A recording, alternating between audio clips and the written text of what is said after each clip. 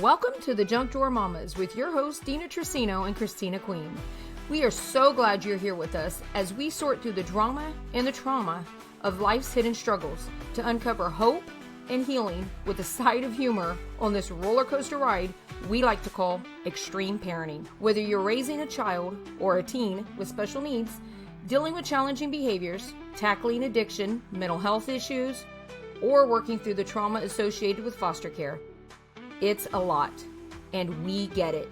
But you don't have to do this alone.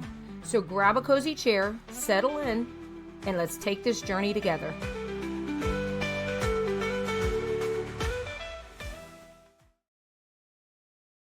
Hey everybody, welcome back to the Junk Drawer Mamas podcast. We are on episode 2, and we are coming back at you we're digging into the junk drawer again.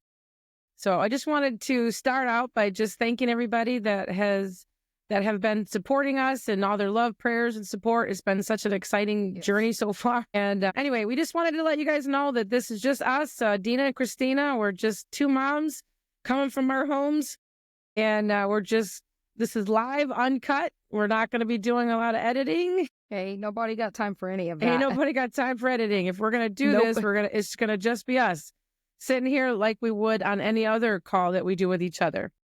So today's episode, we really wanted to focus a little bit more on explaining what we feel the word extreme parenting is. We touched on it a little bit in our introduction. If you watched that, I hope so. If you haven't, go check it out. But I feel like we have to just establish a little bit about what that means so that everybody kind of understands, why we chose that word. We took a long time in care and prayer about how we wanted to do this, because it goes above and beyond just a special needs mom, which is what I focus on mostly. But God really pressed on our heart that there's a whole world of women out there, moms out there that really need, a tribe and really need help. So anyway, I'm going to turn it over to Christina, and she is going to share a little bit about that. And we'll kind of just tag team each other. It's just two moms sitting here having a conversation. Right.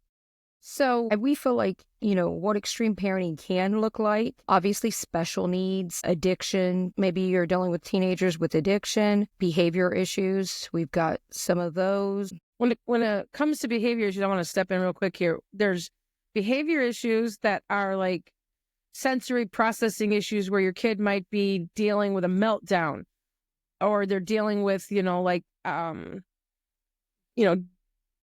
having trouble, I want to say, listening to you, that kind of thing. Or you've got the incorrigible, oppositional, defiant child, the teenager that's gone to juvie. So there's like the extreme behaviors, and then there's the behaviors that come along with even like a special needs child where, they just can't regulate their emotions, and they're maybe angry or loud or just misbehaving. So anyway, go ahead. Right. Yeah.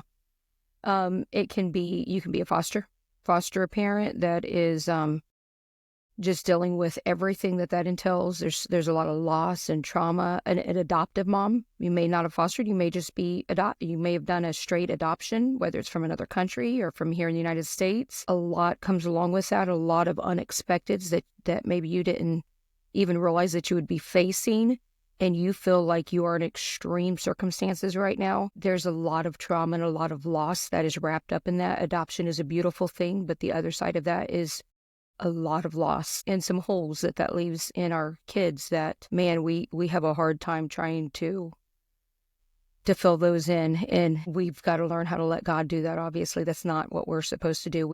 We have to fill that in as God leads us, but ultimately that's God's job.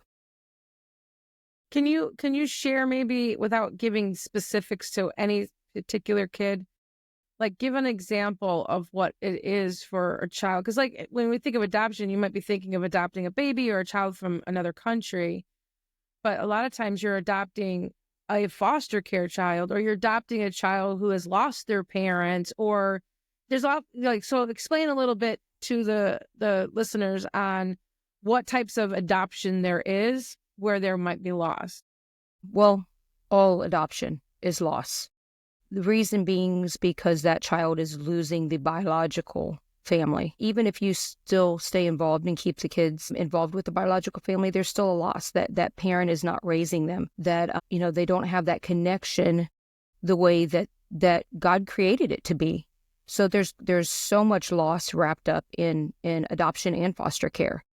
God can absolutely bring healing and restoration to that, but there's a great deal of loss in adoption, and sometimes some cases are way more so than others. And I think a lot of people think that, oh, if I adopt a baby, and I know this because I made the mistake of thinking this early on, if we adopt a baby, it'll just grow up like it's always been here and it's always been one of, and to a small extent that can be true and it can kind of look like that, but you realize very quickly as the children are growing up that there's biological things that you have no clue that they're facing or that they're going to walk through. There's so much involved just in the biology, that whole biological thing and the whole biological connection that we did not realize until many of ours were older, and even some of them moved, out of our home. And we're like, wow, okay. There's a lot of trauma and a lot of loss wrapped up in adoption, even if there's not necessarily, if it's not done in a foster care situation where the kids are removed from the biological parents. There's still a lot of trauma and loss in adoption itself. And so also I was just thinking, is it possible, or are there scenarios where a family just wants to adopt one of the kids and then the other siblings go to another family? So they're losing their siblings as well? Yes. They can only handle adopting one child financially, or just in general, they weren't looking to adopt. Not everybody's like you. Well, they'll adopt 5 kids at one time. So only Christina and her husband, bring them all over. We'll adopt 8 today. there are a lot of those situations in foster care, just simply because people don't have the capacity to adopt that many, or the system itself will split up children if they feel like they are not safe to remain in the same home together because of certain dynamics that was going on when they were removed from the home that they were in. So that happens a lot, actually, where they're removed from siblings. So that's a whole nother set of trauma. That's a whole nother thing to deal with. So I just thought of another question. I'm sorry, I keep interrupting you, but this is good back and forth like this. So, because when I was working at when we were running our youth outreach, we had a lot of kids that were part of their treatment was to be in a program. Now, we weren't like a licensed, facility, or we were just, my husband and I just, we just wanted to do this. So it was just our thing that we were doing. But I worked with the juvenile detention center, and we also worked with community mental health. And we were one of the programs that these kids could come in to be a part of.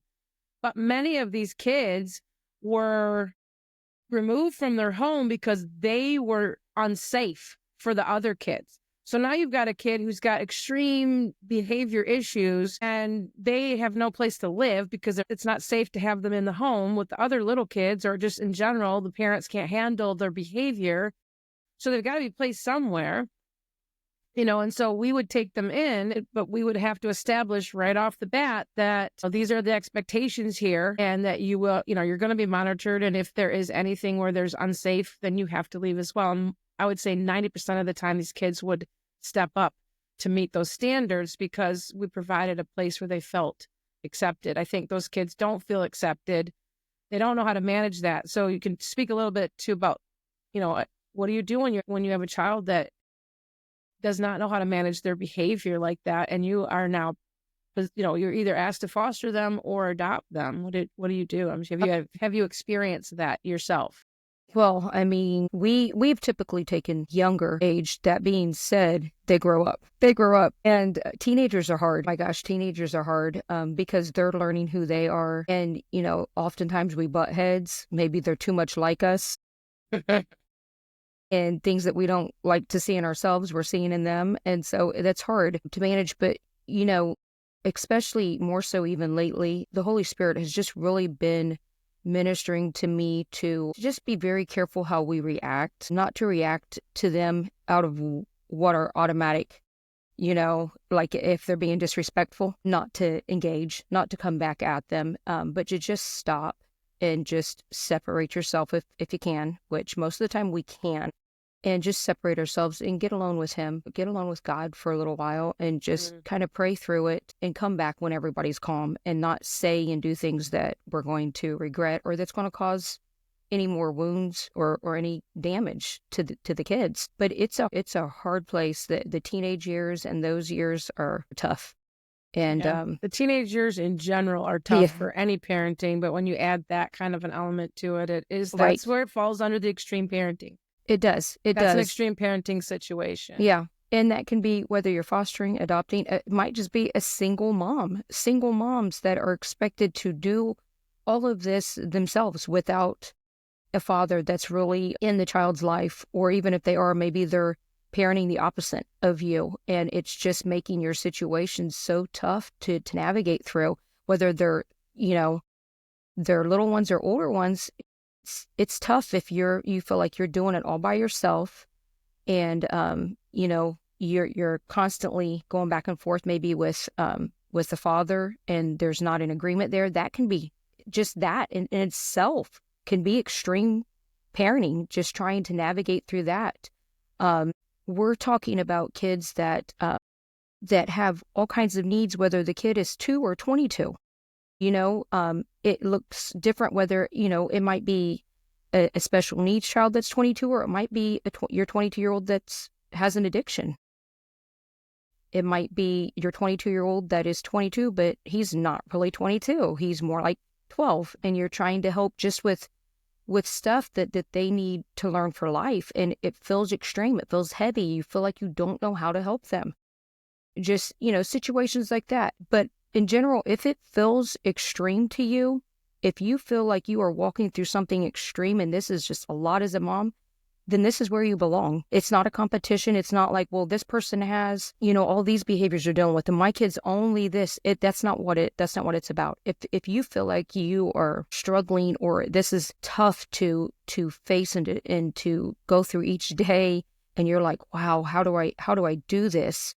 This is for you. This is what we're here for, because it all looks different. It may be just somebody that has a lot of kids. Even if you don't feel like, which honestly, I don't know how you could have a lot of kids and not have some behavioral stuff and not have some things, because, we've got 10 kids in our home right now. And just, if every one of them was perfect little angels, it would be a lot. It would still be a lot. And it would feel very extreme, because just the sheer number of kids, man, we are outnumbered. It's so funny when her and I are on a phone call. I can't even tell you how many times she doesn't even skip a beat. She'll be talking and she'll be like, so-and-so, stop doing that right now. If you don't stop picking your nose and eating it, I'm coming out there and you're going to bed. And then she's like, what we were talking about? Right back to it. Yep.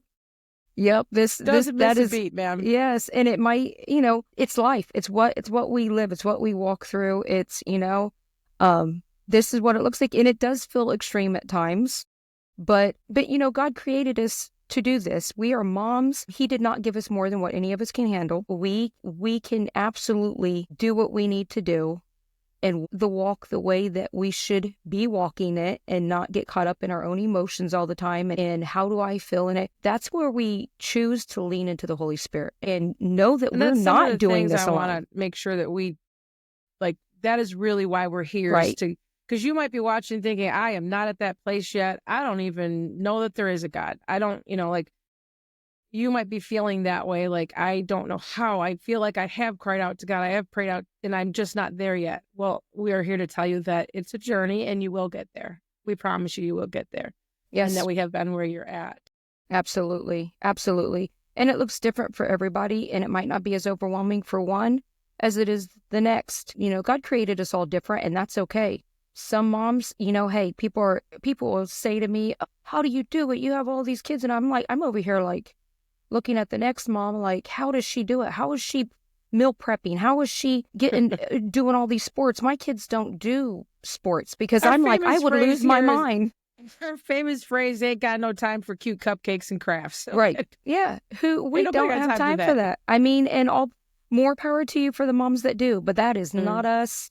Mm-hmm. I don't have time for that. I'm over here trying to pick out outfits for 10 kids. And well, my 17-year-old kind of picks out his own outfits. But yeah. Jade, you're not walking out of the house wearing that. Right, exactly. What are you wearing? No. But honestly, I mean, life is so full with just all the stuff, to add more to it. And so, I mean, at least for me, and like I said, if you're a mom that can do all the extras, then go for it. But But I mean, I'm doing good to just do the daily stuff and to Right. and to And we're survive the definitely not day. here to try to make anyone feel bad for wanting No, that. Like there are moms that, no, like I call them the Pinterest moms or the Instagram moms, and that's okay.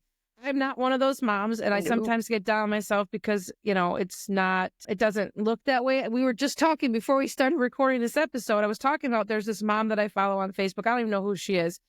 And she's got a little Down syndrome boy, and her feed is just filled with these most beautiful videos and pictures of him smiling and laughing. And he's adorable. He really is. I do like watching them, but I'm like, this is not real life. Like, this is not us. I can't ever capture anything like that. And I do post a lot of videos of Gracie. We do that. I was saying, like, I sometimes look at that and think there's no way I can ever meet that. Right. I feel less than when I look at that. And then we get caught up into the comparison trap, which is probably one of the things we'll talk about in another episode as far as our junk drawer. But I want to go back to something that you said, if that's okay. You said everybody's on it, so I'm thinking like more like seasons of this. So some of us are in this extreme parenting for a lifetime. Some of it is Yeah. a season, which made me think of my mom. I never would have thought of my mom as an extreme parent. I hope she's watching. Hi, Mom, if you're watching or listening. But I was a very difficult teenager. But I was raised in a family where everybody was expected to behave and do everything right. And for the most part, we did. I have a twin brother, and we did. We were good kids. But there was a season in her life and in my life where I was hanging around with the wrong kids and I was getting involved in things. I was constantly grounded. I was constantly, just pushing the limits with my mouth, with my behavior. And I got kicked out of the house when I was 17. Like literally my dad said, we're done with you. Get out now. Like I literally could put everything in a garbage bag, threw it over my shoulder. And we lived out in the country at the time, there wasn't like cell phones, or we had one street light and it was on our property, so here I am walking down this dark road, but they had it. And I put them through a lot. And so that was an extreme parenting situation. I can imagine that her stress level and her emotions and everything were at a high level constantly, not knowing from one minute to the next what I was going to walk in saying or doing, or, what defiant thing I was going to do. Now, me as a person, I'm not really like that, but there was a season where I was with kids that were, and I was just trying to be accepted, and thank God that, through a lot of trial and stuff like that, God worked me through all of that. My parents never gave up on me, but they had to show some tough love, and I had to be removed from the house because I was not honoring their rules. I was not honoring them as parents. So that was a season of extreme parenting for her. I'm sure she did not sleep well. I'm sure her own health was their marriage, their finances, everything, and so it might be a season. It might be the length of time that you do it, so there is we got a little fly that's like, I know. It's like, he's joining our podcast. It's the middle of winter. Why is this fly here? He wants to be warm. It's the length of time that you're doing that. Sometimes it's for a season, sometimes it's for a lifetime, depending on your situation. So you might find yourself as a typical mom that has raised typical kids, but there's a season in that parenting where it was so extreme that you didn't even know if you were going to make it. Yeah. And quite honestly, even if we are saying, using that language like typical kids, we're not living in a typical environment anymore, like what we grew up in. Things look so different. Things are so much more accessible to our kids. And I don't care how good of a kid you have, the world is around them. They're surrounded by all kinds of stuff. And I mean, it doesn't make your kid a bad kid if they get involved in that, but it can make parenting very, very difficult and very, very challenging just to walk through some of the stuff that your kids will find themselves involved in now, just because of what is so readily available to all of our kids. I think more and more kids are struggling with, I don't know the statistics. It would be interesting to look that up. But I know that the statistics are high right now of kids, even little kids, 5 years old, with depression. Yeah. And the suicide rate with teenagers is at an all-time high. Just in general, it's high because everything's, since I would say the COVID season that we had, but there's just such a deep heaviness that kids are carrying now that they didn't have before. Just the world that we live in now seems more unsafe, more unsure. And I think a lot of it has to do with the fact that they are inundated with every single message under the sun that your parents are trying, I don't even know if we even have a voice anymore compared to what is our kids are exposed to. Like, you're trying your best to be a good parent, but you're competing with everything else out there that we as kids, I'm 56. I didn't have all that. We didn't have any of that stuff when I was growing up. We certainly had our distractions and our influences, but not at the extent that parents have now, And so now we got parents that are parenting a kindergartner or a grade school kid that is dealing with extreme behavior issues or depression. Right. You know what I'm saying? Bullying at all-time high because of the state of our world right now. So that makes you an extreme parent, and it affects you at such a core level to be able to navigate that every single day. And it's both what they can see, but also just, we are both talk a lot too, just about the things that our kids are eating and the things that are in products now that affect kids, that affect their behaviors, whether it's dyes or just chemicals, whatever that looks like. This absolutely does affect our kids too. So there's just so many things out there that I think a lot of parents, where maybe 20, 30, 40 years ago would not have been maybe feeling like an extreme parent. But in the world we live in today, a lot of things have become very extreme just because of our environment, the world we live in. So yeah, I feel like there's a lot of weight too on moms now to just be the perfect Instagram or whatever that looks like, that mom that does have it all together and that does all this stuff right. And most of us cannot live up to that. And I feel like even the ones that are trying to, behind the scenes, they're not really living up to it. And it's a lot of weight to carry, and God did not intend for us to carry that. We are supposed to walk this journey hand in hand with Him. We're not supposed to carry all of this. We're not supposed to carry all the heartache, the things that we're seeing our kids have to face in things like school and bullying. We're supposed to take it to God. And we're supposed to teach our kids to learn how to take that to God. And we don't do that a lot of times. We're so kind of wrapped up in everything that's going on in the world a lot of times that we look at some of the ways the world handles it. And we, at least I have, had a tendency, especially in the past, to kind of say, well, how would the world handle this? No, how would Jesus handle this? How do we teach our kids to handle this the way that God would, and to still look like Jesus in this situation and not react and respond the way that the world responds to these situations? So, yeah. Yeah. So good.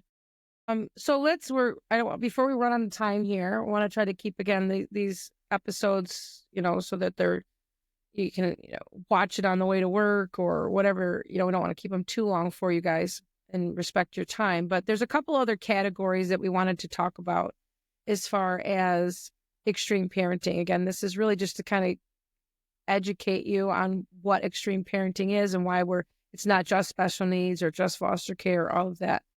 Christina talked about a lot of them, but we also have medical issues, parents that are dealing with medical challenges. And I remember when I first started this journey a few years ago, when I was starting to do this, I had interviewed a bunch of moms, and, just really, I was struggling myself as a mom, trying to figure out, how do you navigate being a special needs mom? I was not expecting it. I already had 4 kids, and Gracie came along on it kind of unexpectedly. And I didn't know what to do. She was different than all the other kids as far as like, how do I manage that? So I kind of put a post out on Facebook to ask, if anybody wanted to be interviewed so that I could just find out their experiences. And man, what an incredible experience that was. And so many moms reached out to me. And this is before we did Zoom. So we did everything on a phone call.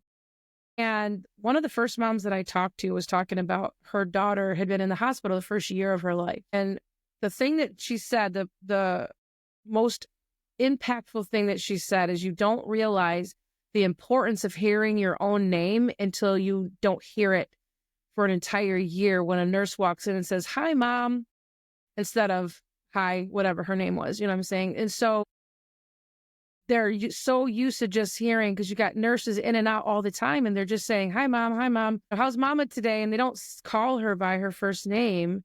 You don't realize how that deeply impacts you. And there was a sense of numbness that I felt when I was talking with her, that she was just kind of numb, because she was in this fight, flight or freeze mode for the first year of her daughter's life, didn't know from one day to the next whether that her child was going to live or not. That is an extreme parenting situation. Yeah, absolutely. You had talked about big families, and so there may be no situation where none of the kids have like an extreme medical issue or diagnosis, but just trying to navigate 10 kids or more, you know what I mean, is extreme. And does that even mom, 5.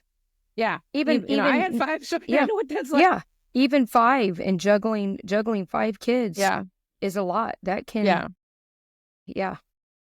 Yep. And then we have the autistic spectrum is so broad. So you have, there's a lot of the different I think even with Down syndrome, there's a spectrum, because I can tend to, again, compare myself, because there's some people that I know that are friends of mine where their Down syndrome child is so much more advanced than Gracie. When they're real little, they're just kind of like babies. They're all the same. But as the older she got, the bigger the gap was, the more I could see the difference, the more I could see, wow, my daughter's not doing that. My daughter's not doing that. And, and so you could find yourself feeling like, did I do something wrong? Did I not get her enough therapy? All that. But the autistic spectrum too, there's such a broad, range, because we had kids in our outreach that were, very high functioning, extremely intelligent. You would never know that. I think Elon Musk said that he, mentioned that he was autistic. But then there's kids who are on nonverbal. They can't bathe themselves. They can't dress themselves. They, again, one of the moms that I interviewed, she talked about how she dealt with her son who would smear feces all over the walls and things and would flood the house. She couldn't even go to the bathroom. He would fill the sink up with water and she'd come out, and then, nobody wanted to help her. And she was just, my heart hurt so bad for her because she just felt so unsupported. But that's an extreme situation. Like, it's hard to find enough childcare for somebody like that. We talked about addictions. A lot of people don't think that a special needs parent or an extreme parenting is somebody who's, they're navigating a child that's struggling with addictions. And it could be any kind of addiction. It doesn't have to be like drugs or alcohol. It could be any addiction that is consuming that child. Now we're dealing with pornography addictions at a very young age, which is so sad to me, but it is a very real fact that we're dealing with that, and that affects the family at such a deep level. ADHD is one of the most diagnosed things now. Yeah. And like I said, I dealt with a lot of kids that were from juvie, and they were dealing with oppositional defiant disorder. They were runaways, they were cutters, so there's such a big, wide spectrum that you could find yourself in, again, from being just dealing with a season to dealing with for the rest of that child's life. You are now responsible for them because they cannot and will not be able to do that on their own. And so my husband and I both, and even though we have, 4 adult children, we still do worry about like what happens if both of us are gone. And I know that they would all in a minute take her, but there's still a lot of responsibilities that they don't even know like what it's like on a daily basis to deal with that. She's 14 and I still am changing accidents every single day, many times a day. That at 14 years of doing that, it can weigh on you.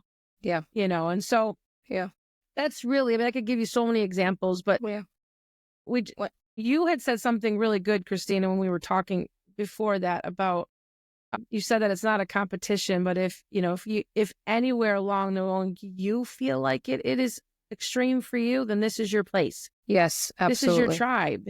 You know what I mean? So just encourage the moms again with that. That was such a powerful thing that you said. And we'll wrap it up. It's, whether you might only have 3.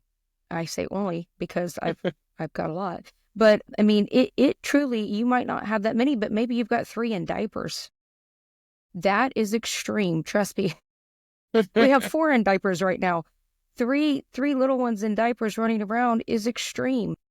2 in diapers, it can be extreme. It depends on what it looks like for you and what your support system is. It might be extreme if you just simply have not had a date night in months, some of us years.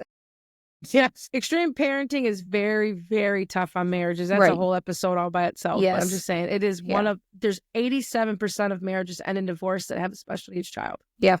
It is that statistic is so alarming. Yeah. Because it's a lot. It's a lot for any of us to handle, and it's a lot of weight on both parents. But yeah, it's not a competition. It doesn't matter whether you're juggling a couple little ones in diapers that you haven't seen a lot of behaviors from, but it's just extreme. It feels very extreme to you, or whether you have got a 22-year-old that, that has the special needs that you're still raising and that's still in your home, or that, it does not matter. If it feels extreme to you, then it's extreme. Yeah. And that's what we're here for. We're here to bring that community and that, just kind of sisterhood in motherhood, because we all need that. And a lot of times we're very lonely. We don't have it. One of the things me and Deena was talking about earlier is because of having a special need child, or because of having 10 kids that you tag along with you everywhere you go, a lot of people don't invite us to stuff. We don't get invited to parties. We don't, and it's nice to be invited. And I'm sure a lot of you mamas know exactly what I'm talking about. Maybe you've got a kid with those behaviors and everybody's like, I'm not going to invite her because we know what her kid's going to do. So, as a mom, I can relate to that so much. As from one mama to the next, invite that person, because even if we say no and we can't come, we all know that we love to be included, and it makes us feel good to know that other people are thinking about us and other people do want us there. Even if we can't come, it's nice to be included. So remember that at your next little event, to invite that mom that maybe you normally would not invite. Yeah. Because of all you the could bring extreme an extra stuff gift for the mom, saying like, I know it's my kid that probably is going to cause a problem. So here's an extra special gift for you. Right. Exactly. Yeah. I have learned something in here for you, mama. Right. I've learned to, with all of my kiddos, I've just learned to say, hey, whatever age group it is, I'll just bring the 2 or 3 kids that are closest to that age. I won't bring my teenager to your 3-year-old's birthday party. How about that? Unless he's grounded and he has to be washed all the time, then he has to come, whether he likes it or not. Yeah, exactly. Oh my gosh, this has been such a joy. This is so much fun. Chris and I have just had a blast doing this. We've had so many technical difficulties and just getting here today, but we just feel like we're already creating a family with you all. So anyway, we're gonna wrap this up, but we just want you to join us next time on our podcast, and we're gonna be talking about the importance of not losing your identity and who God created you to be. Sometimes we think our only role in life is to be a mom, and sometimes it's very, very hard to figure out that there's anything more to it than that, but we were created for so much more than that. So we're going to dig deep next time into the junk drawer of our identities, as a mom and outside of that as well. Yes, so I agree. Thank you so much for joining us today, and we love you guys. Yes. And we hope to see you next time. Also, real quick, I'd like to add to this next episode. I think we probably should give a few minutes into our lives and who we are, because we haven't done that too much. Just kind of deep dive a little short, tiny little pinch of, who we are and all that fun stuff. Christina has an absolutely amazing story. I actually feel intimidated by her because of her. No, she does not. No, she does not. Mom power. No.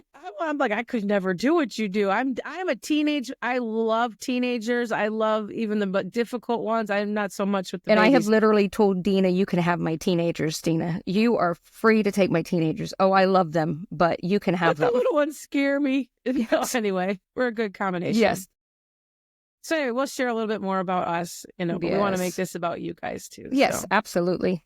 All right. All right. See you next time. See you next time. Have an awesome week. Yes. Bye-bye. Hey, thanks for hanging out with us and listening to the Junk Drawer Mamas podcast. If today's episode encouraged you, share it with a mom who could use a little extra love and support. We'd love to hear from you too. Leave us a review and let us know what you think, or send us your ideas for what you want us to tackle in the junk drawer. You can email us anytime at junkdrawermamas@gmail.com. Stay connected with us on social media. Follow Deena at Specially Empowered Moms and Christina at Faith Through Foster Care for more encouragement and updates on our upcoming books. From 2 mamas in the throes of extreme parenting, we want you to know that you're doing a great job, mama, and you don't have to have it all together. But what's hidden can't be healed, so let's keep sorting through it together, one step, one story, and one laugh at a time. See you next time when we tackle another item in the junk drawer of life. Have an awesome week.